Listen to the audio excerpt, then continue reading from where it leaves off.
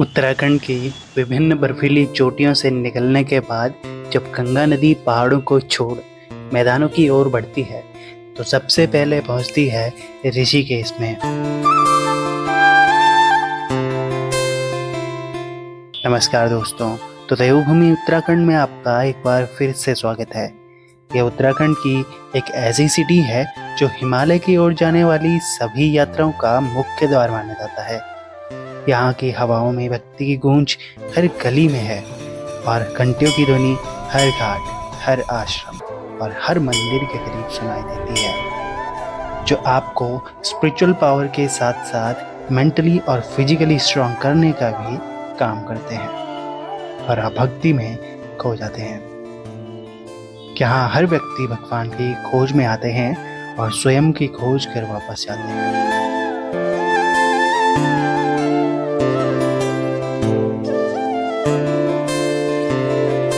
ऋषिकेश का नाम भगवान विष्णु के ऊपर रखा गया है। साथ ही ऋषि मुनियों की तपोभूमि होने की वजह से भी इसे ऋषिकेश कहा जाता है। ऋषिकेश ही चारधाम यात्रा का मुख्य पड़ाव माना जाता है, लेकिन यह स्थान बस किसी सीजन मात्र के लिए नहीं बल्कि पूरे साल भर के लिए खुला रहता है, क्योंकि इस जगह का अपना खुद ही एक महत्व है। तो इस जगह को यही चीज बहुत खास बना देती है। यह नगर योग साधना के लिए प्रसिद्ध है, जिसकी वजह से इस जगह को योग नगरी या योग साधना की राजधानी कहा जाता है। यह जगह सिर्फ भारतवर्ष के लोगों को ही नहीं बल्कि देश विदेश के लोगों को भी अपनी ओर आकर्षित करती है। यहाँ पर देश विदेश से आए हुए लोग भी लंबा समय बिता कर जाते हैं। यह हिमालय की गोद में बसा हुआ एक ऐसा तीर्थ है जहाँ आस्था, इतिहास और आध्यात्म एक साथ मिलकर अनोखा अनुभव करते हैं।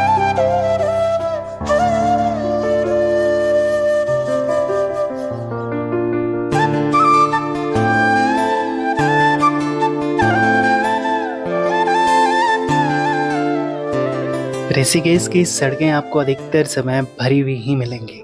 इन्हें पार करके सबसे पहले आप जहां पर पहुंचेंगे वह जगह है जानकी सेतु।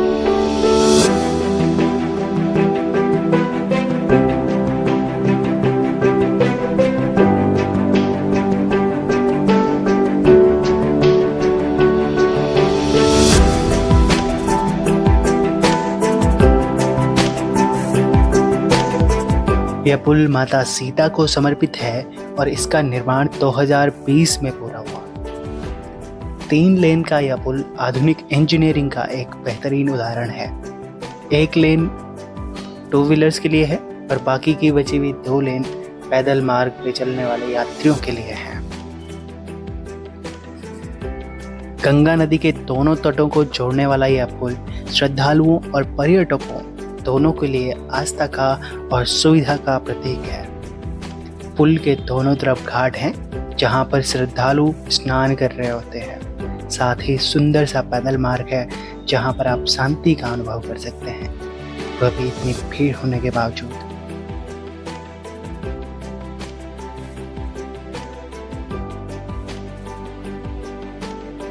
जानकी सेतु के आसपास ही घूमते घूमते गंगा नदी के दूसरी तरफ आपको दिखेगा एक आश्रम, जहाँ पर भगवान शिव की मूर्ति भी पानी के बिल्कुल बीच में दिखेगी।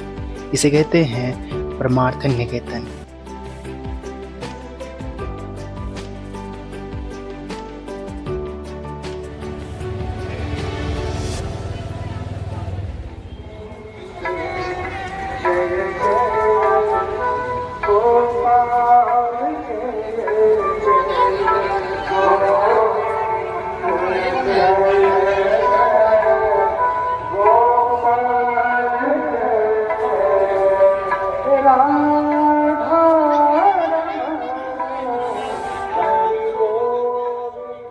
परमार्थ निकेतन आश्रम ऋषिकेश का आध्यात्मिक हृदय है। इसकी स्थापना 1901 में जन्मे स्वामी सुखदेवानंद जी ने 1942 में की थी और अभी के समय इसको स्वामी चिदानंद सरस्वती जी संचालित करते हैं। आज के समय यह आश्रम विश्व भर से आए साधकों का केंद्र है। यहाँ पर हर शाम गंगा आरती होती है, जो न केवल धार्मिक अनुष्ठान है बल्कि दिल को सुकून देता है। घाट के सामने ही काफी प्रसिद्ध भगवान शिव की प्रतिमा मौजूद है।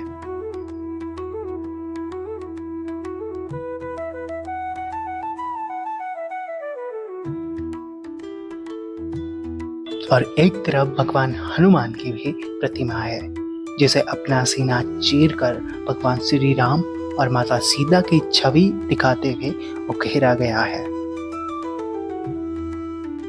करोड़ पौधों की आवश्यकता है, 500 करोड़ पौधों की आवश्यकता है। अगर अपने दो पौधे लगा दे, बाल बन जाएगा कम से कम, नहीं? शुरू तो करें, 2 लगाने जाएंगे, 4 लगाएंगे, दूसरों को देख कई, क्योंकि इनके बदले दूसरे भी 11 लगा। इस आश्रम में अभी स्वामी चिदानंद जी का कथावाचन चल रहा है। आश्रम के आसपास काफी शांति का माहौल है, जो कि एक अलग ही अनुभूति है। परमार्थ निकेतन से गंगा नदी के साथ साथ थोड़ा ऊपर चलने पर आगे एक सस्पेंशन ब्रिज दिखने लगेगा। यह सस्पेंशन ब्रिज भगवान श्री राम को समर्पित है और इसे कहते हैं राम झूला।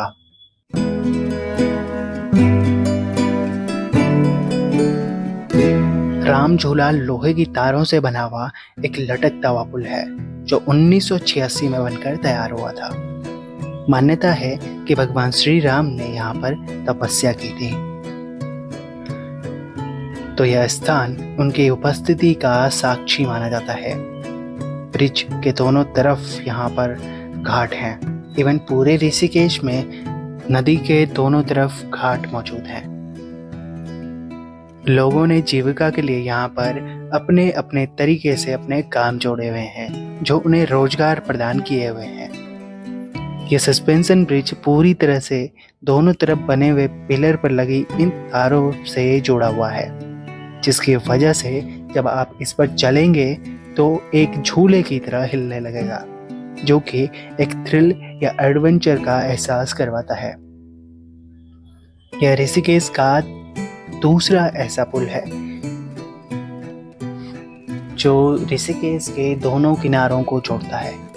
लेकिन यह पुल सिर्फ ऋषिकेश के दोनों किनारों को ही नहीं, बल्कि उत्तराखंड के 2 जिलों को भी जोड़ता है, टिहरी और पौड़ी। अभी जिस तरफ मैं खड़ा हूँ यह पौड़ी जिला है और नदी के दूसरी तरफ टिहरी।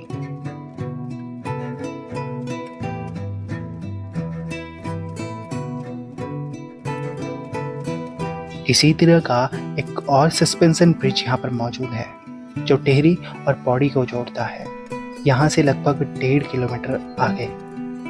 यह ब्रिज लक्ष्मण जी को समर्पित है और इसका नाम है लक्ष्मण झूला।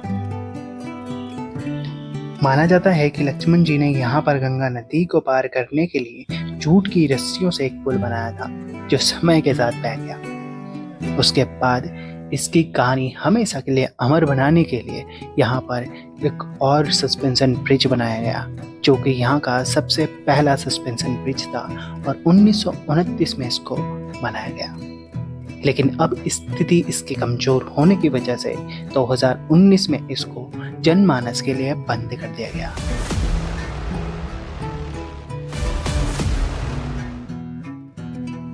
और अब बनाया जा रहा है एक अद्भुत ब्रिज, जिसके दोनों तरफ के पिलर केदारनाथ मंदिर के समान है और बाकी सारे पुलों से बड़ा और विशाल है।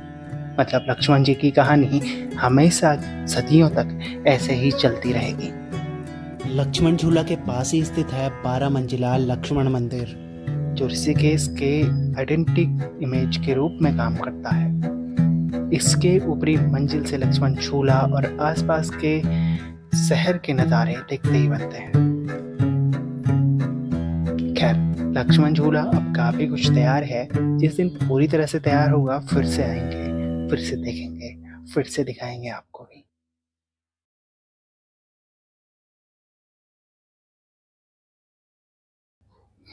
जानकी सेतु से लगभग 1 किलोमीटर की दूरी पर है 84 कुटिया। इसको बीटल्स आश्रम भी कहा जाता है क्योंकि 1968 में यहाँ पर अमेरिकन बैंड बीटल्स आकर रुके थे। यहाँ पर 84 हर्ट्स हैं जो मेडिटेशन के लिए यूज़ करी जाती थी, लेकिन अब यूज़ ना होने की वजह से बंद पड़ी है और काफ़ी कुछ खंडहर की तरह दिखने लगी हैं।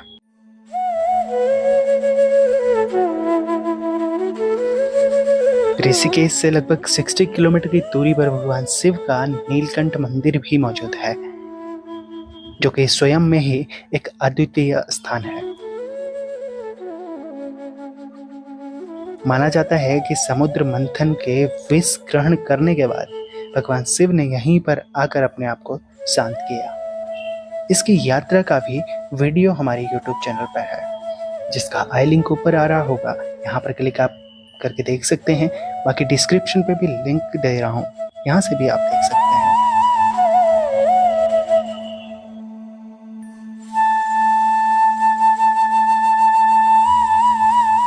अब अगर आप पूरे दिन ऋषिकेश में घूमे हैं तो शाम की आरती अटेंड करनी तो बनती ही है। इसके बिना ऋषिकेश की यात्रा अधूरी मानी जाती है, जो कि ऋषिकेश के विभिन्न घाटों पर होती है, जैसे परमार्थ निकेतन, शत्रुघ्न घाट, गीता भवन घाट और त्रिवेणी घाट। तो अभी हम जा रहे हैं त्रिवेणी घाट पर।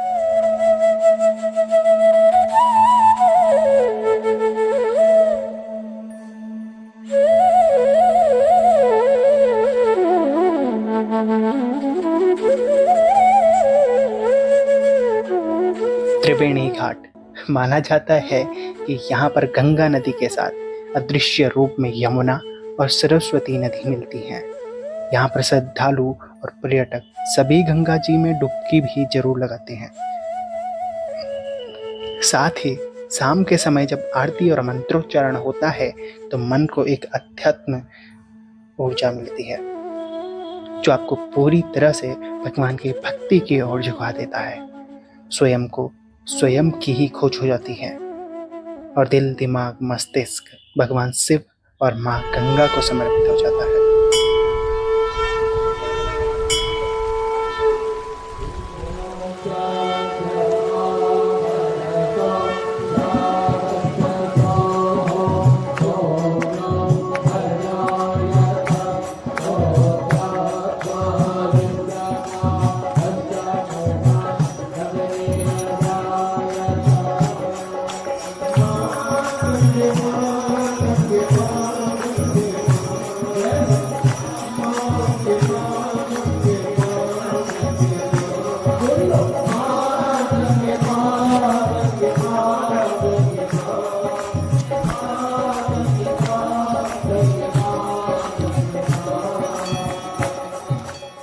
तो यह थी एक यात्रा ऋषिकेश की। आपको कैसी लगी है कहानी और डॉक्यूमेंट्री, आप ज़रूर कमेंट में बताइएगा। चैनल पे नए आए हैं तो इसको सब्सक्राइब ज़रूर करिए। साथ ही वीडियो को लाइक करके कमेंट में अपनी राय भी ज़रूर दें। अपने दोस्तों के साथ, फैमिली के साथ इस वीडियो को ज़्यादा से ज़्यादा शेयर करके अपना सपोर्ट दिखाएं। धन्यवाद।